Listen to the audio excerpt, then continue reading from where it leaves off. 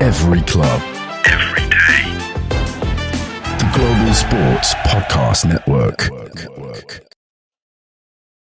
Hello and welcome to the Daily Newcastle. A new week starts and it's June the 30th, the last day of the PSR transfer window. It should be very, very exciting.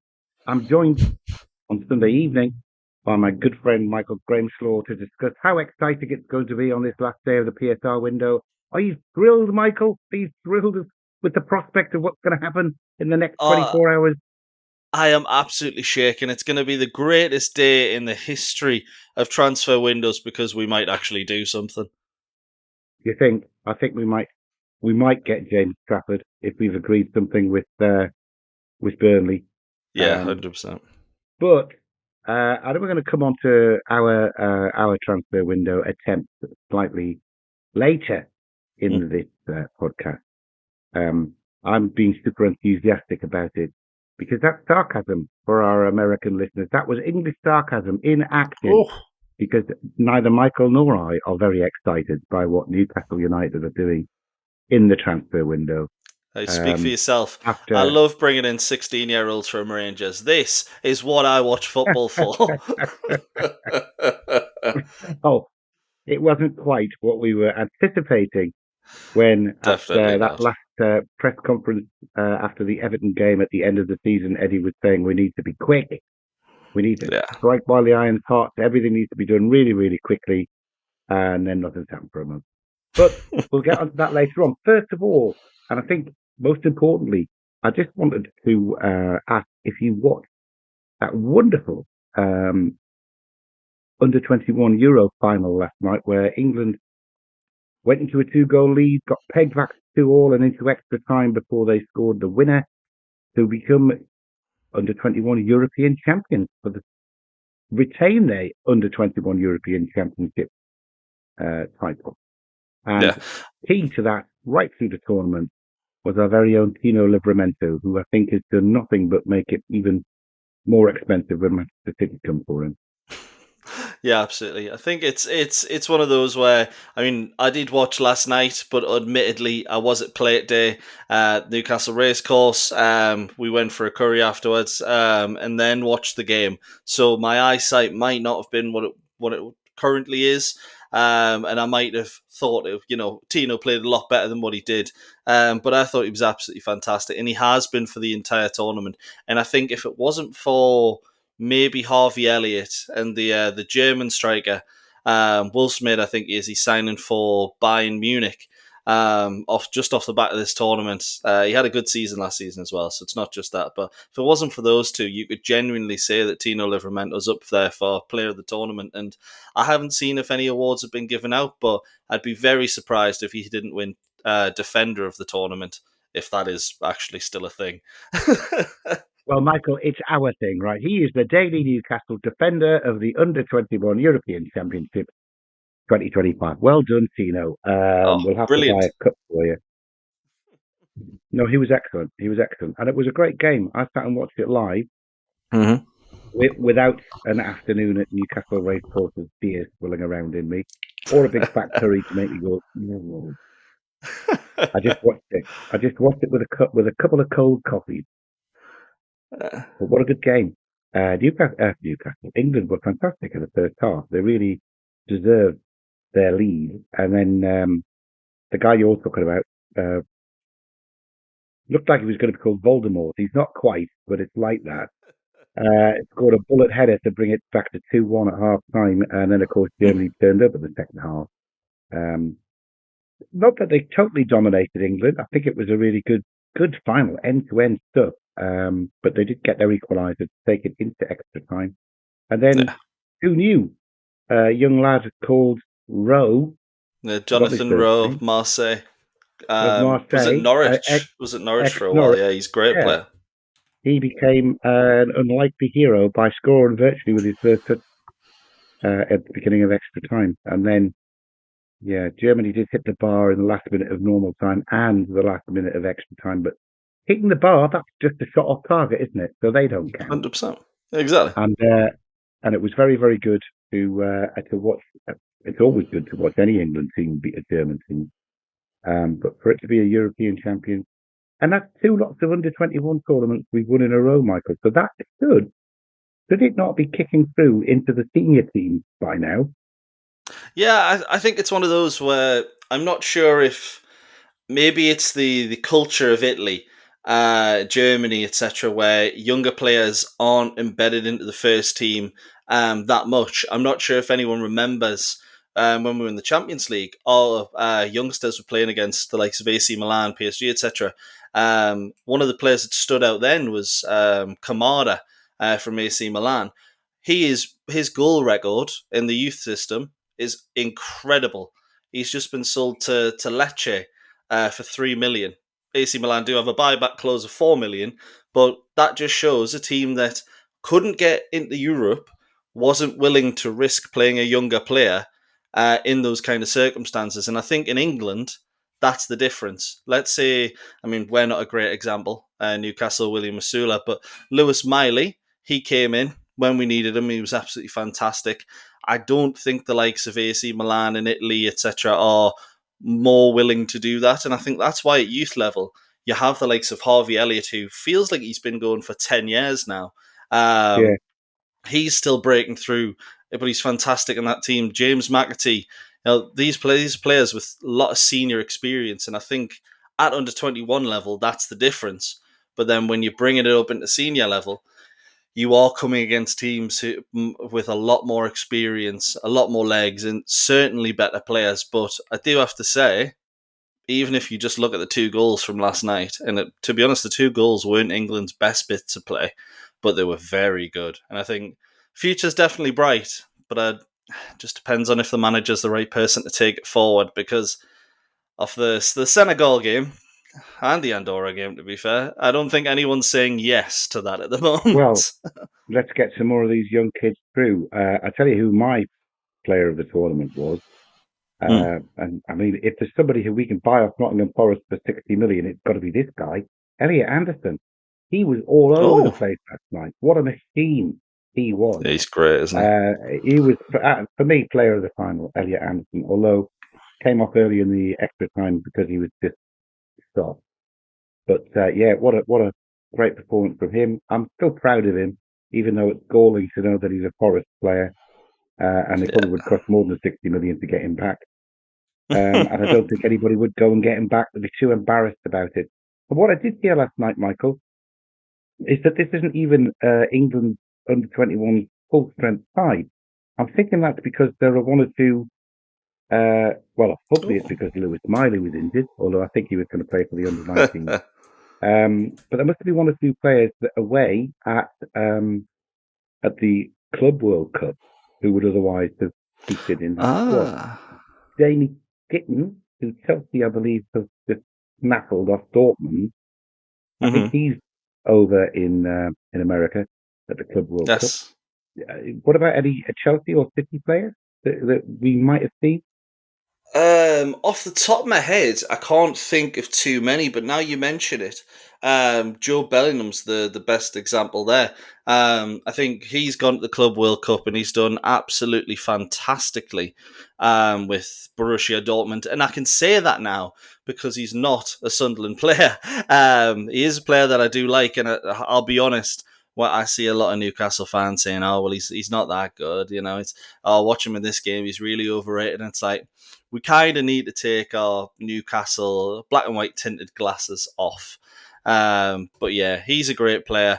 And then there will be 1 or 2 in the Man City lineup or the Chelsea lineup, 100%, where you sit there and you go, hang on, why are they not in the squad? One I can actually think of, just looking there, is Rico Lewis. He's 20 years old. I don't know if it's because he's got 5 or 6 games for England now. Maybe he's not good enough. That means he can't get the call up. I mean, Tino's had a call up and he's played, so he was still able to. But could you imagine the likes of Rico Lewis still in there, Lewis Hall back in there, Adam Wharton from Crystal Palace? He's another one. Yeah. Kobe Mainu could have been in there. You can tell I've got the list up in front of me now.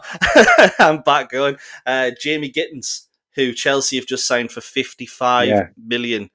So all players like that, you're looking at it and going, wow, what a lineup England could have had. Liam Delap as well actually is included in that. So what a lineup we could have had, and we still won with what was potentially our second string. But with Elliot Wow. Anderson, etc., and your second string, oh, that's a great team. It But certainly actually, is. Certainly is. just one thing on Anderson. You mentioned him earlier. Do you think he'd be as good now if he'd stayed at Newcastle? Because as much as I love Anderson, I genuinely think he would have had a season like Miley's had, where I know Miley's was because of injury, but he wouldn't have got too much game time, and I don't think he would have really shone. So I think, begrudgingly, I think him moving to Forest did have to happen. But what do you think? For him, undoubtedly, he's got more game time at Forest. I mean, he started nearly every Premier League game for them and played the full game. I Yeah, think he would have. 100%. I think he would have got more time than Miley would have done because he would have been the first choice. So he'd have started all those games Joe Linton was out. I think he would have played instead of Willock, and Willock played in 28 games or something, didn't he? We did see Miley. I think I don't know if it would have brought him on quite as much, but he was. I mean, he was that good at Newcastle anyway in the flashes that we saw. I think he would be challenging for a starting position, even with the three midfielders we got, because I think he's that good. And his ceiling, I don't think he's reached his ceiling yet. I think No, I definitely don't think he's seeing. he needed to learn from Bruno. I mean, you could see last night how the way he bought fouls, the way he brought the ball away from the edge of his own box, and you could see he was going for where he knew he was going to get fouled to win a free kick. That's a trick he's learned off Bruno, I think. But more power to his elbow. I mean, he's streetwise young man. I think he's a great player, and I'm really glad that we've brought him through at Newcastle, so we can be proud of him, even if he's tearing it up for Forest of England. But anyway, well done to the England under-21s. Here's hoping that we will see that come through into the next Euros and World Cup. That sounds like we've got a 22-man squad of winners in the under-21s. And maybe there's a lot of gaps in that senior team with those players that are needed. Anyway, we'll see. I'm going to pause there, Michael. We can have a proper good old chinwag about the transfer window after we've heard from Bioniq. Your body is unique. And Global Sports Podcast Network has partnered with Bioniq, the world's most personalised supplements.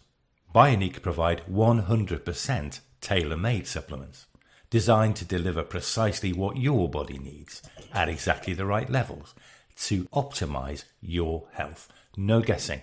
So click the link in the show notes. Use the code GSPN2025 for 40% off your first month's subscription. Bioniq. Don't settle for off-the-shelf solutions made for just anybody. Get what's right for you right now. Great advice, Ken. And I'm sure we all will. Part 2, the transfer window. What did we predict when we last spoke about this late Thursday? Came out on Friday morning, Michael. 125 million, triple bid. And we did the maths and said, well, it's lovely that we've got a triple bid, but none of them are at the right level for anybody to say yes to. And sure enough, I think the Anthony Alanga bid was rejected first. Yeah. Quickly followed by the James Trafford bid, because apparently we did 25 or 27 million we bid for him. 25, which is a weird one. And now, the João Pedro one we hear, which we went back for, but the second bid has been rejected. And now Chelsea have stepped in, which is really frustrating because they're not going to bother with whether it's 50, 55 or 60. If they want the player, they're going to have him. And to be fair, he looks a good addition to the rest of the players that Chelsea have gone and got. If you assume that they're going to get rid of Jackson, he's perfect for them. I'm kind of really underwhelmed. I'm more than underwhelmed. I'm disappointed as well, Michael, because we're the richest club in the world. We've got completely clear PSR bill of health, and we can't even buy the first player, even if he is a little bit pricey. Yeah. How are you feeling about it? I'll be honest, I am the same. And when we spoke on Thursday, I was a little bit more optimistic. I was thinking, oh well, it's just the initial bids. We'll still get them. And that 125 million hasn't even broken down the way we thought, because we thought Trafford was 30. He's actually 25. It means there's 100 million going elsewhere. If Elanga was 45, that means we've put 55 in for João Pedro, which isn't that far off what Brighton wants. So let's just go in with another bid. But if you look at the rumours, then apparently João Pedro said from day one he wants to be back in London. He wants to stay in London, like living arrangements, rather than the team, obviously. So it's one of those where you're thinking, and that was actually mentioned in an interview with a teammate ages ago as well. So you're sitting there and you're thinking, surely we haven't spent all this time on someone we've had a rough idea, or at least knew that he didn't really want to come up north to Newcastle. And it's starting to worry me a little bit, because I'm seeing a lot of teams bringing in players, Sunderland included, which never helps. And the players aren't Newcastle standard, no, but it's one of those where you just see players coming into other clubs and you're thinking, right, I need something to get excited about Newcastle. Come on, and I'll be honest, James Trafford isn't going to be that for me. But at least it's a starting point, and that's all we're asking for. We've signed 2 youngsters, Cordero, who looked decent in the under-19s European Championships. Unfortunately, he's playing against a probably National League 2 standard at best. So he needs to go on loan to a better quality of team.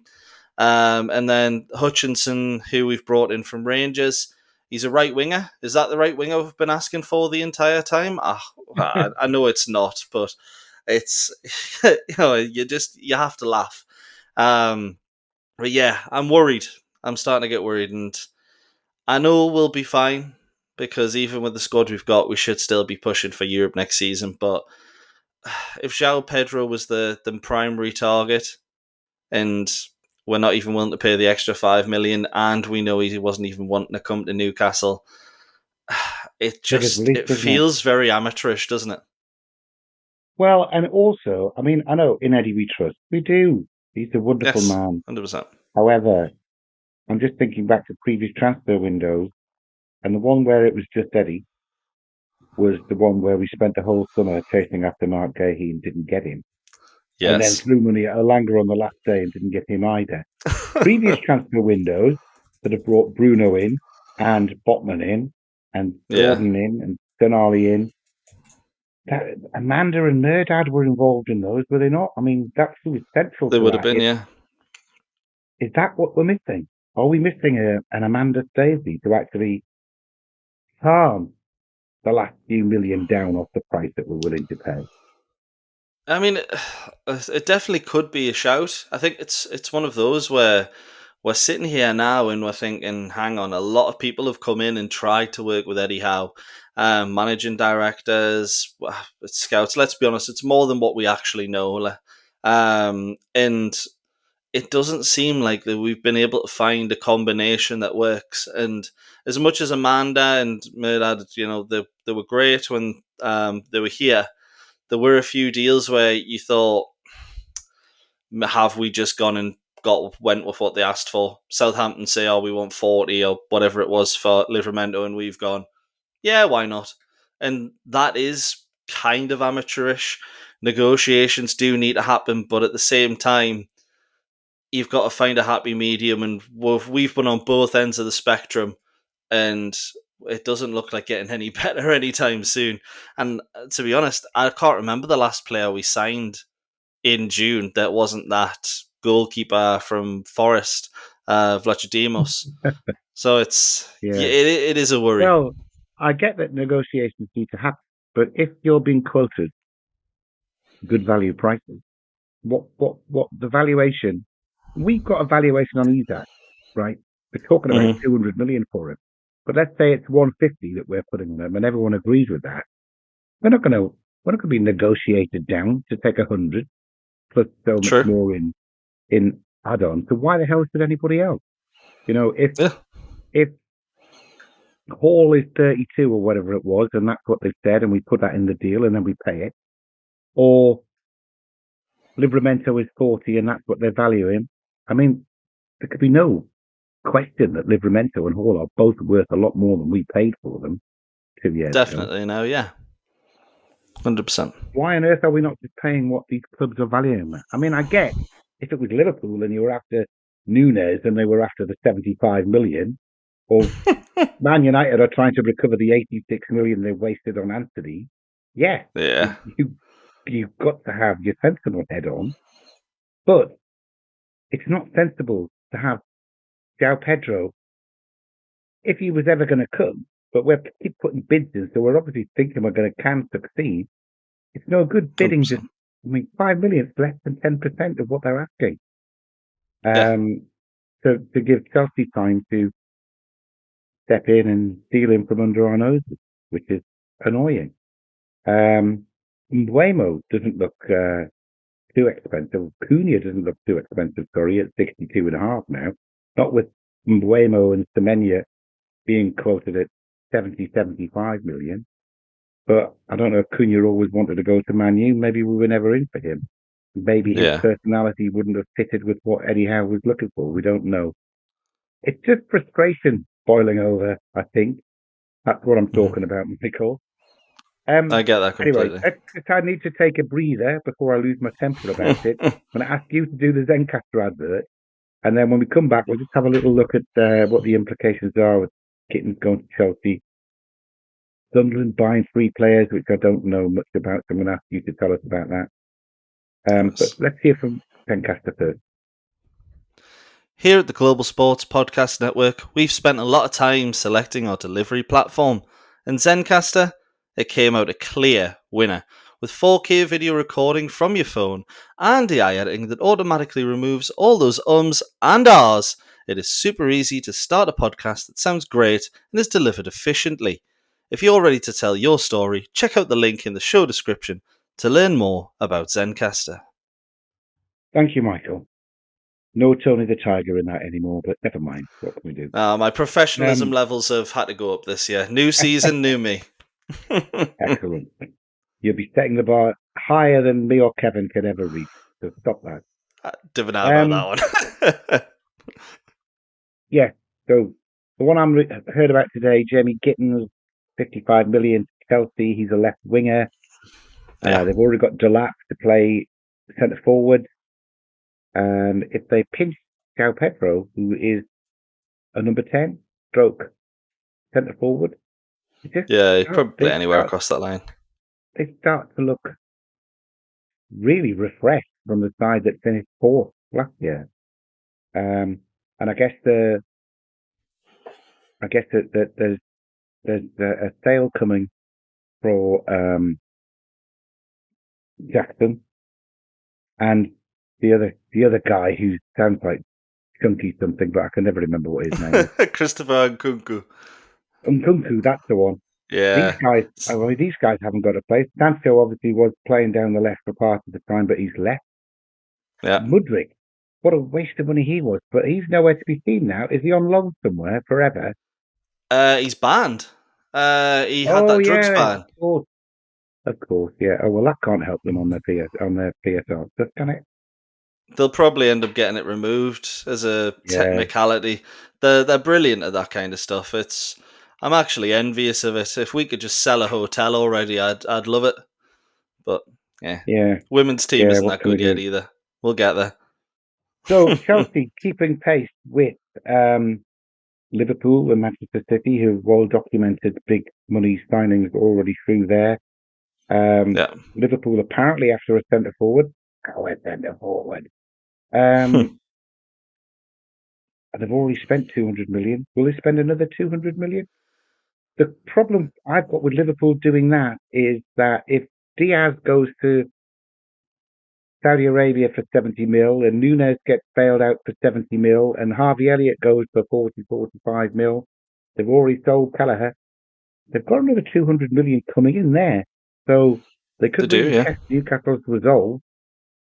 And I think if they were going to do that, they'd probably have to bring in more than a few players just because of how injury prone quite a few of those players are. So you've obviously got Chiesa would still be there. He's injury prone. Jota's quite injury prone. In your backups, you're looking at Bioniq, who's been injured most of the last few seasons. Can't trust Endo to play a significant amount of time. So I think if Liverpool were to sell quite a few players, I think they would have to bring in more than just Alexander Isak. I mean, don't be wrong, if they did, their starting 11 is the best in world football. As a team, not as an individuals, that'd be still Real Madrid. But I think you're looking at it and going, wow, that's an incredible team. But I think they would need to bring in more than just one player for over the course of the season. So even if they did, I'm still saying Alexander Isak's safe. And I'll go on record and say I do think Isak will want to leave at the end of next season. And I do think Newcastle will be happy to cash out. But I think we've got another year of the Swede, definitely. Yeah, I hope so. Maybe if Elanga does come and we do actually win something and we'll go deep into the Champions League, he doesn't need to go. Help. We'll have to see.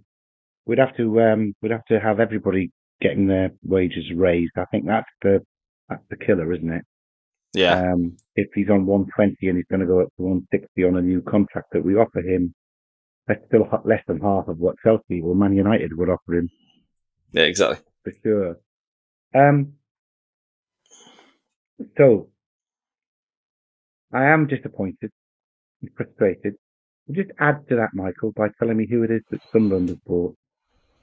So, obviously, Sunderland have started off with Enzo Lefebvre. They've broke their transfer record to bring him in. To be honest, based off what we saw last season, it was a case of if they got they probably would have been happy not getting promoted just so they didn't have to activate that 20 million. But they have, and that's fine. I guess Joe Bellingham's paid that off. But they've also brought it looks very likely that they're about to bring in Ronaldo. No, not the one that I think, and I haven't just mispronounced Ronaldo. It is Ronaldo, the left back from Atletico Madrid. I'll be honest, he's a good left back. I don't know how his playing style will, let's say, work in the Premier League. I do think he'll be a decent player, but he'll be one of those that, in my opinion, will take a good 6-7 months to really gel. And I don't think Sunderland have that time. And then the last player that they're looking to bring in, they're actually going to break their transfer record again with Habib Diarra from Strasbourg. And you're thinking, break the transfer record on someone from who? Strasbourg. That team managed by Liam Racine, yeah? Yep, them. And to be honest, I haven't seen too much of him. When you look at the statistics, it doesn't even look like he was one of Strasbourg's best players last season. But when I have seen him play, people might remember England's dismal 3-1 defeat to Senegal.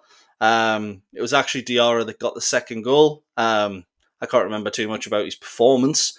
I just remember England being absolutely dreadful, but he was playing centre midfield for them on that night. So it's one of those where I think a lot of Mackhams will be happy. They'll be looking at it and going, "Oh, well, we've brought in really good players." What I would say to that is, obviously, any Newcastle fans listening, don't get caught up in any of the social media balls. It's one of those where we're going to bring in players and they will be better than this. Better than Atletico Madrid's third choice left back.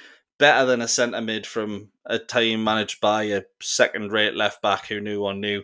Although actually is a good manager. Shout out Liam Racine. And certainly better than Enzo Lefebvre. So, chin up. Everything's going to be okay. We've had a terrible start to the transfer window, but Isak's here, Bruno's here, Tonali's here, and we're about 2 days away from raiding 24 hours, should I say, away from raiding Burnley and raiding Aston Villa for good players, and we'll be smiling again soon. You have to cut that for your social short there, Michael, because I'm with you again tomorrow. I suggest that we meet quite late tomorrow evening, and when we know how the last day of the June transfer window has unfolded, to see if we have managed to winkle out an Esri Conter, or even a Jacob Ramsey, or maybe Ollie Watkins, or something to excite us. But at the minute, we're just good in our thumbs to get our sixth goalkeeper in. I'm not sure if you've heard, but Dominic Calvert-Lewin's left Everton. I did hear that. That would be the most depressing thing to happen to us in a little while. Well, you might say that's depressing, but I'm just waiting for the Callum Wilson pay-as-you-play contract to be announced tomorrow. That would be even more depressing, Michael. It's a bit odd that nothing's been mentioned, but we've got to try and stay positive. We're sounding really down and depressed, and we shouldn't be. It's only the end of June. There's 2 months left in this transfer window.